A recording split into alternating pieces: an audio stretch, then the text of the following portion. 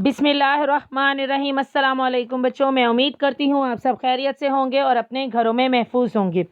बेटा, जैसा कि आप जानते हैं कि कोरोना प्रॉब्लम की वजह से यूनिवर्सल हाई स्कूल ने ऑनलाइन लेक्चर्स का इंतज़ाम किया है। उस हवाले से मैं आपकी टीचर मिस इकरा क्लास 6 से आपको SST पढ़ाऊँगी।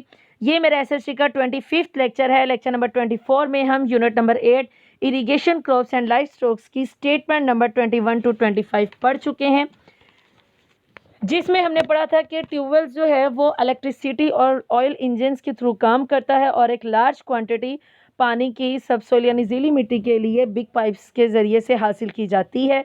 और ये सिस्टम पाकिस्तान में बहुत ज़्यादा पॉपुलर हो गया है।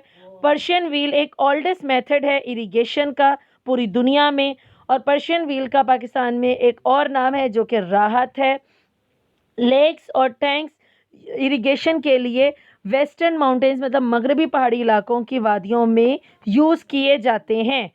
इसके अलावा होमवर्क में मैंने आपको यही स्टेटमेंट्स लर्न करने के लिए दी थी, स्टेटमेंट नंबर 20 to 25। मैं उम्मीद करती हूँ आपने अपनी स्टेटमेंट्स अच्छे से लर्न की होंगी। अब आते हैं अपने आज के लेक्चर नंबर 25 की तरफ। आप सब अपने SST के नोट्स का page number 9 unit number 8 open कर लीजिए। स्टेटमेंट नंबर 26 to 30 हमने पढ़नी है। पहले मैं रीडिंग करूंगी, उसके बाद आपको डिटेल समझाऊंगी। स्टेटमेंट नंबर 26 देखिए। When the rainy season starts, the water flowing stream is stored in tanks and used for irrigation when needed. Statement 27. Lakes and tanks method used in Potohar and Thar.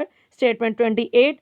Kares is an underground channel water. Statement 29. The water is supplied to the field by means of small channel. Statement 30th. This method have proved to be very effective in Balochistan for irrigation purpose.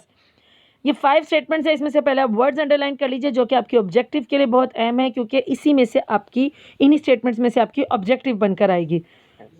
Statement number 26 में rainy season, streams, tanks, irrigation. Statement 27 में lakes, tanks, Potohar, थर। 28 में कारेस, underground channel. 29 में water, small channel. 30th में Balochistan, irrigation.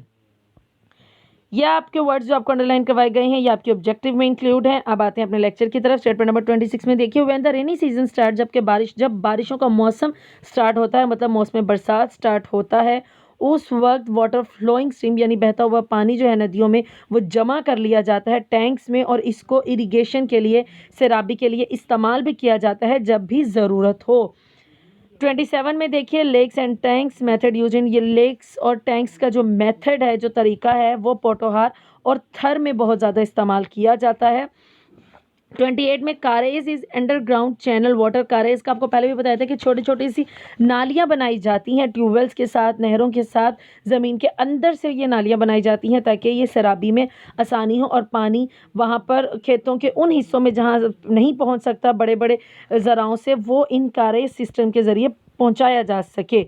तो कारेज एक underground channel water है। ये ज़मीन के अंदर जो है वो बनाया जाता है चैनल वाटर। इसे मतलब ज़मीन के अंदर जो है ये चैनल वाटर बनता है। और 29 है the water is supply to the field by means of small channel. और खेतों में जो है वो पानी आसानी से पहुंचाया जाता है, सप्लाई किया जाता है इन्हीं स्मॉल चैनल्स यानी कारेज सिस्टम के ज़रिए।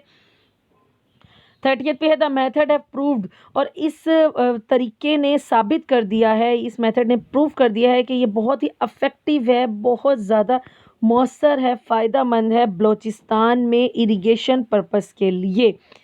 ये 5 स्टेटमेंट्स हैं जिसमें हमने लेक्स और टैंक्स जो है वो वेस्टर्न माउंटेन्स में यूज़ होते हैं ये पढ़ा, और इसके अलावा रेनी सीज़न में पानी को किस तरह से जमा कर लिया जाता है और फिर इरिगेशन के लिए इस्तेमाल भी किया जाता है। और लेक्स और टैंक्स का जो मेथड है वो पोटोहार और थर में बहुत ज़्यादा इस्तेमाल होने वाला है।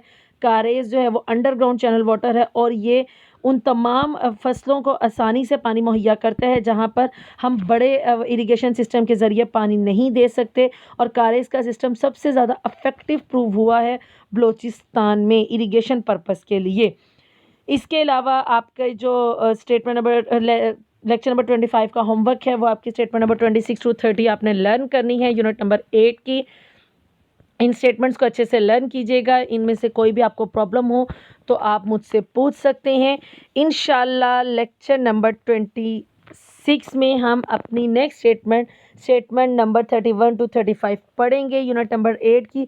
उस वक्त तक अपना बहुत सारा ख्याल रखिए। अल्लाह हाफिज़।